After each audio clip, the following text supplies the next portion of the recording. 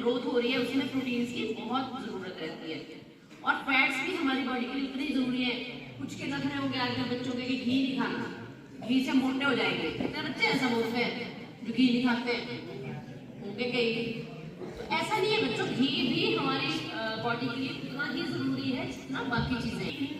में हमारे पास कुछ में असेंशियल फैटी एसिड्स होते हैं बहुत सी। आगे अभी आप आगे पढ़ोगे कभी तो आपको पता लगेगा कि घी सिर्फ हमें नुकसान ही नहीं देता है, अगर हम उसको सही मात्रा में यूज कर रहे हैं और अच्छी क्वालिटी का यूज कर रहे हैं तो वो हमें फायदा ही देता है। ठीक है, अब इन न्यूट्रिएंट्स की कमी हो जाती है तो क्या होता है? विटामिन की कमी तो आप लोगों ने पढ़ी होगी, है ना। विटामिन की कमी से क्या क्या होता है? विटामिन ए की कमी से क्या होता है? कोई है बेटा? तो गाजर खाइए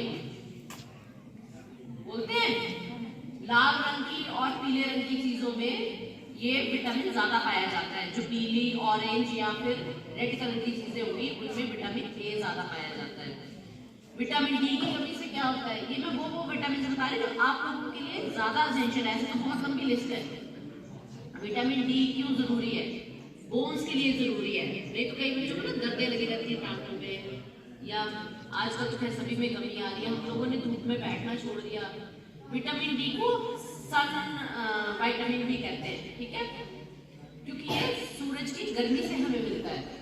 बट इसकी एब्जॉर्प्शन के लिए कैल्शियम और फास्फोरस भी उतना ही जरूरी होता है, ठीक है, जितना ये खुद। तो बच्चों के लिए विटामिन डी बहुत जरूरी है। विटामिन डी किन किन चीजों में होता है? सिंघाड़ा देखा आपने, ग्रीन वाला सिंघाड़ा, सिंघाड़े आते हैं मार्केट में। सिंघाड़े में बहुत ज्यादा विटामिन डी होता है। धूप में तो फ्री में मिल रहा है, अभी आप देखो जैसे धूप में बैठे हो फ्री में विटामिन डी मिल रहा है, ठीक है।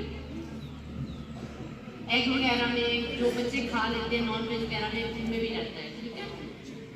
विटामिन बी की कमी से क्या होता है? लॉस ऑफ मेमोरी, कॉन्सेंट्रेशन नहीं कर पाते हो जाता है, गोइटर है। अगर आयोडीन की कमी होती है तो उससे गोइटर हो जाता है। यहाँ पे गले में बड़ा सा गोल सा देखा किसी के? देखा किसी ने? उसको बोलते हैं गोइटर। और सबसे इम्पोर्टेंट तुम लोगों के लिए वो है आयरन। आयरन की कमी से क्या होता है तो पता होना चाहिए सबको। बताओ कितनी बार तो हम भी बता बैठे हैं। बोलो कोई एक बच्चा खड़े होकर बोलो क्या होता है आयरन की कमी से? अनीमिया। यहाँ पे जितने बच्चे बैठे हैं 50% मिनिमम बोल रही हूँ मैं, मिनिमम 50 तो होंगे ही होंगे अनीमिया, गर्ल्स स्पेशली, ठीक है। अनीमिया अगर कैसे पता लगे अनीमिया है किसी को? अनीमिया से क्या क्या होता है? टायर्डनेस, थकावट, कमजोरी, वीकनेस। जैसे कुछ बच्चे होंगे जो सीढ़ियाँ 2-4 बार चढ़ लेते होंगे, उतर लेते होंगे तो उनको सांस चढ़ जाती है कोई ऐसा? सब फिट एंड फाइन है? बहुत बढ़िया। शॉर्टनेस ऑफ ब्रेथ रहती है, ठीक है। हेडेक रहती है, सिर में दर्द रहती है, डिजीनेस, किसी को मिट्टी खाने का मन करता है, किसी को कच्चे लाल खाने का मन करता है। ऐसे तो होंगे बीच में, अगर आप लोग नहीं होंगे तो आपकी किसी की मम्मी होगी या कोई होगा, चाची होगी, ठीक है।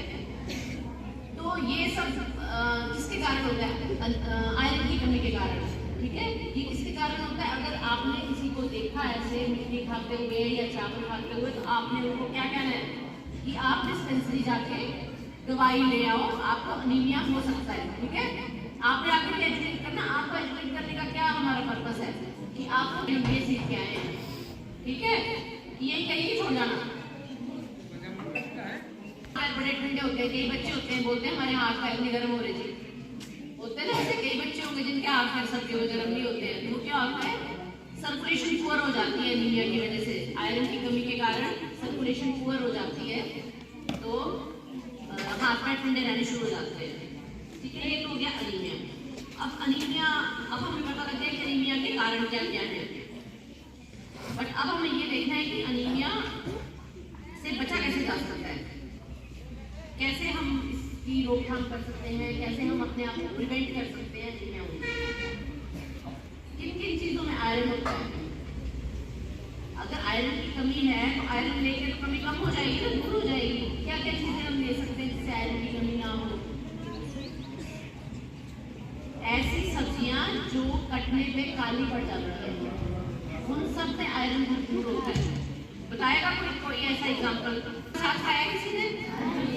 अगर उसमें आलू डाले हो तो काले हो जाएंगे, हो जाते हैं ना। तो उसमें भी क्या हुआ, आयरन भरपूर हुआ। तो आप लोगों ने घर में ये बोलना है कि हमें ज्यादा आयरन वाली चीजें बनाया करो, और ये नहीं कि जब बना है तो खाना नहीं है। मम्मियाँ तो बनाती होंगी, बच्चे खाते बहुत कम है।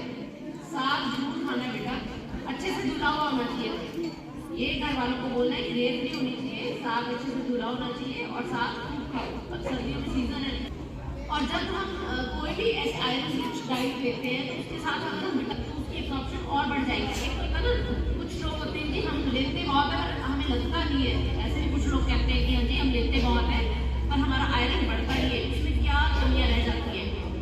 एक तो हम जो चाय पीते हैं खाने के साथ, कि ब्रेकफास्ट कर रहे हैं उसके ये हो ही नहीं पाएगा। तो हमने क्या करना, ये नहीं है कि चाय मत पियो, चाय और खाने में कम से कम 1 घंटे का गैप होना चाहिए।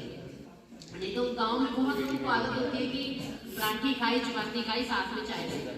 वो लोग वो चीज़ नहीं करनी हमने, बल्कि हमने अपने पेरेंट्स को भी एजुकेट करना है कि चाय अगर पीनी है आपने तो कम से कम 1 घंटे का गैप होना चाहिए। और क्या कर सकते हैं हम आयरन को बढ़ाने? लोहे की कढ़ाई में अगर खाना बनाएंगे तो लोहे की कढ़ाई से जो कंटेंट होगा आयरन का वो भी हमारी शरीर है। तो 1 घंटे के बाद और कौन सी ऐसी चीजें जो हम खा सकते हैं? सेब में आयरन होता है, आंवले में होता है, और जितनी भी है मैंने बताया ना काटने पे काले होने वाली चीजें, ये सब में आयरन होता है। ठीक है, ये हो गया आयरन मतलब अनीमिया। अब इसके बाद आई बात एडोल्सेंस की। अब हम वो वाला मतलब सब्जी, ठीक है, प्रोटीन जरूर होनी चाहिए। प्रोटीन में क्या आ गया, अपनी दालें, काले चने प्रोटीन रिच होते हैं। काले चने में विटामिन है, बट हम अगर काले चने डायरेक्ट लेते हैं तो वो हम कंज्यूम नहीं कर पाते, हमारी बॉडी उसको एब्जॉर्ब नहीं करती है। तो उसको एब्जॉर्ब कराने के लिए हमें क्या करना चाहिए? काले चने को भिगो के उसकी अंकुरित करना चाहिए उससे पहले। अगर हम अंकुरित करके काले चने लेते हैं तो वो आयरन तो देगा ही, प्रोटीन तो देगा ही देगा, साथ में विटामिन बी भी देता है। ठीक है, विटामिन बी अदरवाइज हमें बहुत चीज़ों से नहीं मिलता है। तो ये हम कर सकते हैं, अंकुरित चने खाने चाहिए। ये प्रोटीन का पार्ट हो गया। साथ में फैट्स भी जरूर थोड़ा सा, जैसे चपाती को लगा हो या थोड़ा सा दाल तड़की होती है, ठीक है ना, फैट्स भी होने चाहिए। पानी हमें एडिक्वेट मात्रा में लेना चाहिए। 10 जितने भी बच्चे हैं या बड़े हैं उनको 50 ml पर केजी बॉडी वेट मतलब डेली पानी पीना चाहिए। मतलब किसी का वेट अगर मतलब जितना भी आपका वेट है उसको आप 50 से मल्टीप्लाई करेंगे तो वो आपका अमाउंट आ जाएगा जो आपने डेली पानी पीना है। ठीक है, उसके बाद आए विटामिन और मिनरल्स। थोड़ा थोड़ा विटामिन मिनरल्स भी हमारे खाने में होने चाहिए। जैसे मान लो आंवला, आप सर्दियों में आंवला, और सीजनल की तरफ हमें ज्यादा जाना चाहिए। जैसे आंवला सीजनल है, हमें वो लेना चाहिए। दिन में अगर एक आंवला खाया हो तो इम्यूनिटी बढ़ जाती है, क्योंकि विटामिन सी जो है वो इम्यूनिटी को भी बढ़ाता है। मतलब हर चीज को नपीतुली मात्रा में हर कंटेंट को हमने कवर करना है। ये नहीं कि हमने सिर्फ कार्बोहाइड्रेट्स ही लेने हैं, फैट्स लेनी है या सिर्फ प्रोटीन्स लेनी है। हमें सब कुछ नपातुला लेना है। हमें प्रोटीन्स भी लेनी है, कार्बोहाइड्रेट्स भी, फैट्स भी, विटामिन मिनरल्स और वाटर, सब कुछ नपीतुली मात्रा में। ठीक है।